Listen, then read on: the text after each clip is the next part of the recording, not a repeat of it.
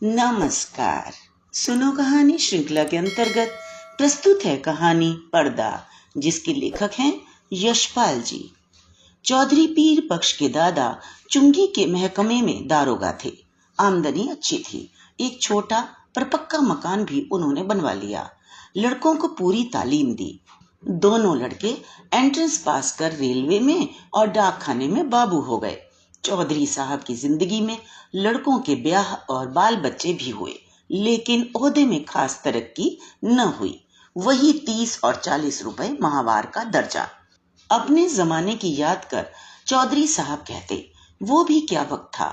लोग middle pass कर deputy कलेक्टरी करते थे, और आजकल की तालीम है कि एंट्रेंस पास कर अंग्रेजी पढ़कर लड़के 30-40 से आगे नहीं बढ़ पाते। बेटों को ऊंचे ओहदों पर देखने का अरमान लिए ही उन्होंने आंखें मूंद ली। इंशाअल्लाह चौधरी साहब के कुनबे में बरकत हुई। चौधरी फजल कुर्बान रेलवे में काम करते थे। अल्लाह ने उन्हें 4 बेटे और 3 बेटियां दी। चौधरी इलाही बख्श डाक खाने में थे। उन्हें भी अल्लाह ने 4 बेटे और 2 लड़कियां बख्शी। चौधरी खानदान अपने मकान को हवेली पुकारता था। नाम बड़ा देने पर जगह तंग ही रही। दारोगा साहब के जमाने में जनाना भीतर था और बाहर बैठक में वे मोहड़े पर बैठ नेचा गुड़गुड़ाया करते। जगह की तंगी की वजह से उनके बाद बैठक भी जनाने में शामिल हो गई और घर की ड्योढ़ी पर पर्दा लटक गया। बैठक न रहने पर भी घर की इज्जत का ख्याल था, इसलिए पर्दा बोरी के टाट का नहीं, बढ़िया किस्म का रहता। जाहिर है दोनों भाइयों के बाल बच्चे एक ही मकान में रहने पर भी भीतर सब अलग अलग था। ड्योढ़ी का पर्दा कौन भाई लाए? इस समस्या का हल इस तरह हुआ कि दारोगा साहब के जमाने की पलंग की रंगीन दरियां एक के बाद एक ड्योढ़ी में लटकाई जाने लगी। तीसरी पीढ़ी के ब्याह शादी होने लगे। आखिर चौधरी खानदान की औलाद को हवेली छोड़ दूसरी जगह तलाश करनी पड़ी। चौधरी इलाही बख्श के बड़े साहबजादे एंट्रेंस पास कर डाक खाने में 20 रुपए की क्लर्की पा गए। दूसरे साहबजादे मिडिल पास कर अस्पताल में कंपाउंडर बन गए। ज्यों ज्यों जमाना गुजरता जाता, तालीम और नौकरी दोनों मुश्किल होती जाती। तीसरे बेटे होनहार थे। उन्होंने वजीफा पाया। जैसे तैसे मिडिल कर स्कूल में मुदर्रिस हो देहात चले गए। चौथे लड़के पीर बख्श प्राइमरी से आगे न बढ़ सके। आजकल की तालीम माँ बाप पर खर्च के बोझ के सिवा और है क्या। स्कूल की फीस हर महीने और किताबों, कॉपियों और नक्शों के लिए रुपए ही रुपए। चौधरी पीर बख्श का भी ब्याह हो गया। मौला के करम से बीवी की गोद भी जल्दी ही भरी। पीर बख्श ने रोजगार के तौर पर खानदान की इज्जत के ख्याल से एक तेल की मिल में मुंशीगिरी कर ली। तालीम ज्यादा नहीं तो क्या, सफेद पोश खानदान की इज्जत का पास तो था। मजदूरी और दस्तकारी उनके करने की चीजें न थीं। चौकी पर बैठते, कलम दवात का काम था। 12 रुपए महीना अधिक नहीं होता। चौधरी पीर बख्श को मकान सितवा की कच्ची बस्ती में लेना पड़ा। मकान का किराया 2 रुपया था। आसपास गरीब और कमीने लोगों की बस्ती थी।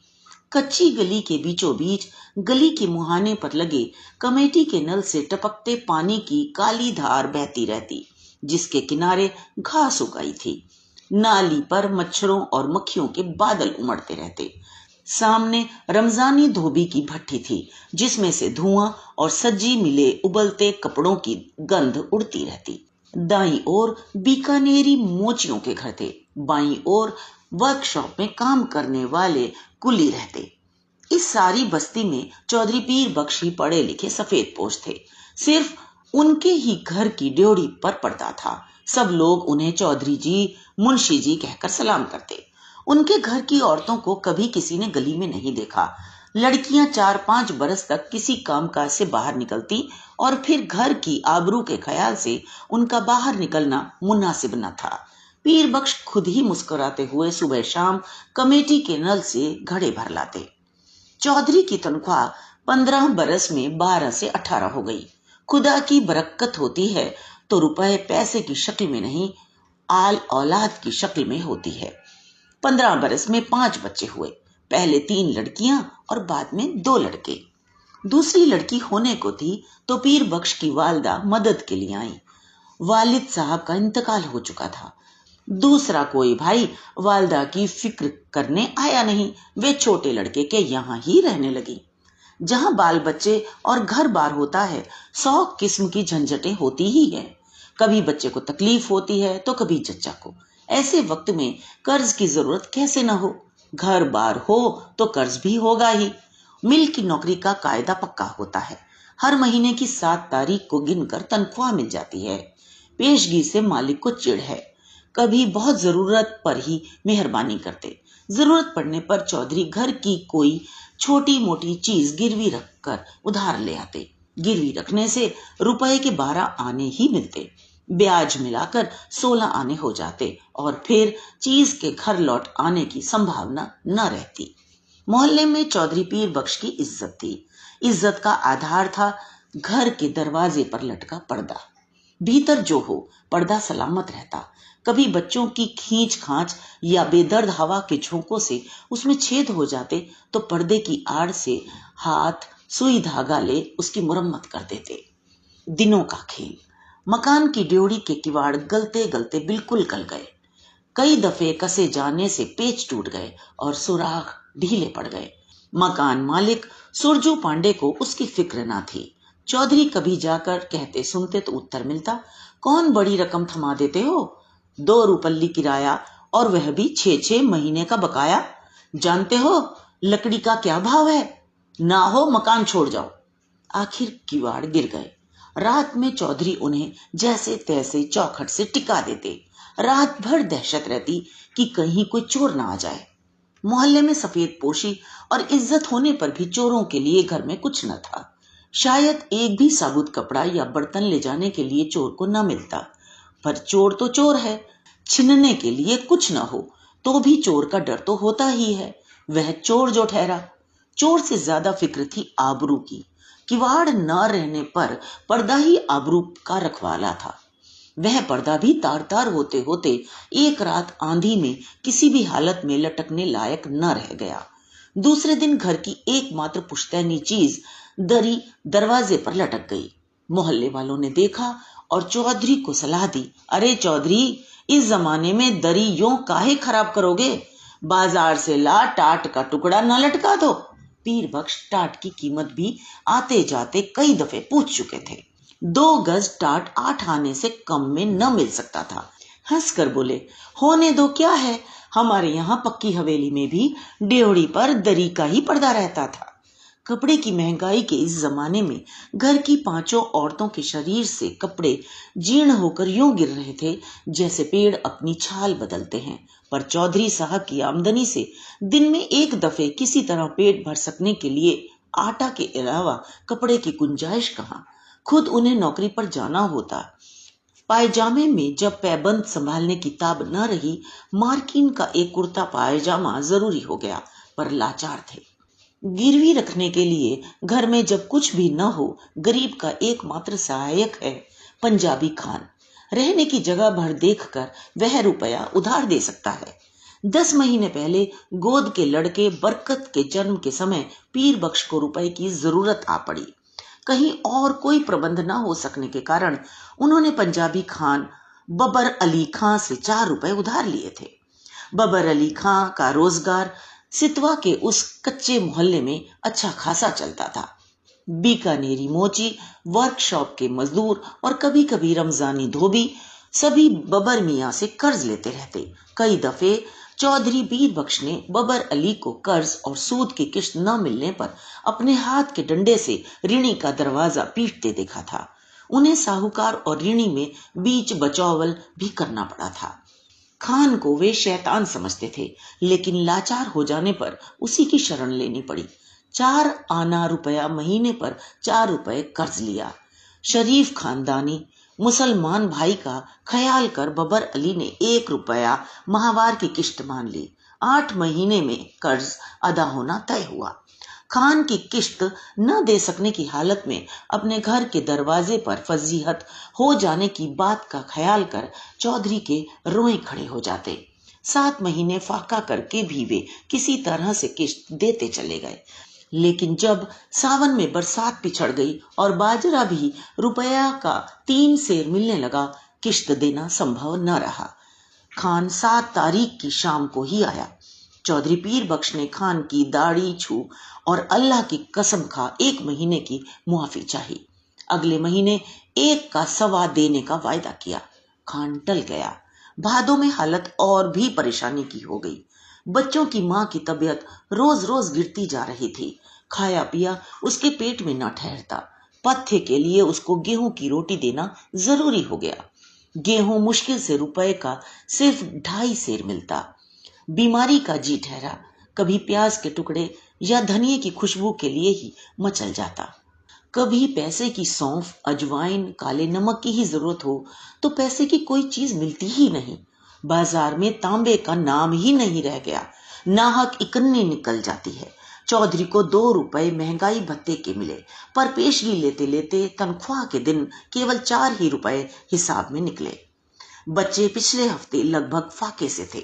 चौधरी कभी गली से 2 पैसे की चौराई खरीद लाते, कभी बाजरा उबाल सब लोग कटोरा कटोरा भर पी लेते। बड़ी कठिनता से मिले 4 रुपयों में से सवा रुपया खान के हाथ में धर देने की हिम्मत चौधरी को न हुई। मिल से घर लौटते समय वे मंडी की ओर टहल गए। 2 घंटे बाद जब समझा खान टल गया होगा और अनाज की गठरी ले वे घर पहुंचे। खान के भय से दिल डूब रहा था, लेकिन दूसरी ओर 4 भूखे बच्चों, उनकी माँ, दूध न उतर सकने के कारण सूख कर कांटा हो रहे गोद के बच्चे और चलने फिरने से लाचार अपनी जईफ माँ की भूख से बिलबिलाती सूरतें आंखों के सामने नाच जाती। धड़कते हुए हृदय से वे कहते जाते, मौला सब दिखता है, खैर करेगा। 7 तारीख की शाम को असफल हो खान 8 की सुबह तड़के चौधरी के मिल चले जाने से पहले ही अपना डंडा हाथ में लिए दरवाजे पर मौजूद हुआ। रात भर सोच सोचकर चौधरी ने खान के लिए बयान तैयार किया। मिल के मालिक लाला जी 4 रोज के लिए बाहर गए हैं। उनके दस्तखत के बिना किसी को भी तनख्वाह नहीं मिल सकी। तनख्वाह मिलते ही वह सवा रुपया हाजिर करेगा। माकूल वजह बताने पर भी खान बहुत देर तक गुर्राता रहा। वेतन चोड़ के प्रदेश में पड़ा है। ऐसे रुपया चोड़ देने के वास्ते यहाँ नहीं आया है। हमारा भी बाल बच्चा है। 4 रोज में रुपया नहीं देगा तो अब तुम्हारा कर देगा। 5वें दिन रुपया कहां से आ जाता? तनख्वाह मिले अभी हफ्ता भी नहीं हुआ। मालिक ने पेशगी देने से साफ इनकार कर दिया। 6ठे दिन किस्मत से इतवार था। मिल में छुट्टी रहने पर भी चौधरी खान के डर से सुबह ही बाहर निकल गए। जान पहचान के कई आदमियों के यहाँ गए। इधर उधर की बातचीत कर वे कहते, अरे भाई, हो तो 20 आने पैसे तो 1-2 रोज के लिए देना, ऐसे ही जरूरत आ पड़ी है। उत्तर मिला, मियाँ पैसे कहाँ इस जमाने में, पैसे का मोल कौड़ी नहीं रह गया, हाथ में आने से पहले ही उधार में उठ गया तमाम। दोपहर हो गई। खान आया भी होगा तो इस वक्त तक बैठा नहीं रहेगा। चौधरी ने सोचा और घर की तरफ चल दिए। घर पहुंचने पर सुना खान आया था और घंटे भर तक ड्योढ़ी पर लटके दरी के पर्दे को डंडे से ठेल ठेल कर गाली देता रहा है। पर्दे की आड़ से बड़ी बीवी के बार बार खुदा की कसम खा यकीन दिलाने पर कि चौधरी बाहर गए हैं, रुपया लेने गए हैं, खान गाली देकर कहता, नहीं, बच्चा चोर भीतर में छिपा है। 4 घंटे में फिर आता है, रुपया लेकर जाएगा। रुपया नहीं देगा तो उसका खाल उतार कर बाजार में बेच देगा। हमारा रुपया क्या आराम का है? 4 घंटे से पहले ही खान की पुकार सुनाई दी, चौधरी! पीर बख्श के शरीर में बिजली सी दौड़ गई और वे बिल्कुल निस्तत्व हो गए, हाथ पैर सुन्न और गला खुश्क। गाली दे पर्दे को ठेलकर खान के दोबारा पुकारने पर चौधरी का शरीर निर्जीव प्राय होने पर भी निश्चेष्ट न रह सका। वे उठकर बाहर आ गए। खान आग बबूला हो रहा था। पैसा नहीं देने का वास्ते चिपटा है। एक से एक बढ़ती हुई 3 गालियां एक साथ खान के मुंह से पीर बख्श के पुरखों पीरों के नाम निकल गईं। इस भयंकर आघात से पीर बख्श का खानदानी रक्त भड़क उठने के बजाय और भी निर्जीव हो गया। खान के घुटने छू अपनी मुसीबत बता वे मुआफी के लिए खुशामद करने लगे। खान की तेजी बढ़ गई। उसके ऊंचे स्वर से पड़ोस के मोची और मजदूर चौधरी के दरवाजे के सामने इकट्ठे हो गए। खान क्रोध में डंडा फटकार कर कह रहा था, पैसा नहीं देना था लिया क्यों? तनख्वाह किधर में जाता? आरामी हमारा पैसा मारेगा, हम तुम्हारा खाल खींच लेगा। पैसा नहीं है तो घर पर पर्दा लटका के शरीफ ज्यादा कैसे बनता? तुम हमको बीवी का गहना दो, बर्तन दो, कुछ भी तो हो तो दो, हम ऐसे नहीं जाएगा। बिल्कुल बेबस और लाचारी में दोनों हाथ उठा खुदा से खान के लिए दुआ मांग पीर बख्श ने कसम खाई, एक पैसा भी घर में नहीं, बर्तन भी नहीं, कपड़ा भी नहीं। खान चाहे तो बेशक उसकी खाल उतार कर बेच ले। खान और आग हो गया, हम तुम्हारा दुआ क्या करेगा? तुम्हारा खाल क्या करेगा? उसका तो जूता भी नहीं बनेगा, तुम्हारा खाल से तो यह टाट अच्छा। खान ने ड्योढ़ी पर लटका दरी का पर्दा झटक लिया। ड्योढ़ी से पर्दा हटने के साथ ही जैसे चौधरी के जीवन की डोर टूट गई। वह डगमगाकर जमीन पर गिर पड़े। इस दृश्य को देख सकने की ताब चौधरी में न थी, परंतु द्वार पर खड़ी भीड़ ने देखा। घर की लड़कियां और औरतें पर्दे के दूसरी ओर घटती घटना के आतंक से आंगन के बीचों बीच इकट्ठी हो खड़ी कांप रही थी। सहसा पर्दा हट जाने से औरतें ऐसे सिकुड़ गईं जैसे उनके शरीर का वस्त्र खींच लिया गया हो। वह पर्दा ही तो घर भर की औरतों के शरीर का वस्त्र था। उनके शरीर पर बचे चीथड़े उनके 1/3 अंग ढकने में भी असमर्थ थे। जाहिल भीड़ ने घृणा और शर्म से आंखें फेर ली। उस नग्नता की झलक से खान की कठोरता भी पिघल गई। ग्लानि से थूक पर्दे को आंगन में वापस फेंक क्रुद्ध निराशा में उसने लाहौल बिला कहा और असफल लौट गया। भय से चीख कर ओट में हो जाने के लिए भागती हुई औरतों पर दया कर भीड़ छंट गई। चौधरी बेसुध पड़े थे। जब उन्हें होश आया, ड्योढ़ी का पर्दा आंगन में सामने पड़ा था, परंतु उसे उठाकर फिर से लटका देने की सामर्थ्य उनमें शेष न थी। शायद अब इसकी आवश्यकता भी न रही थी। पर्दा जिस भावना का अवलंब था वह मर चुकी थी। तो ये तो थी कहानी। मिलते हैं अगली कहानी में। धन्यवाद।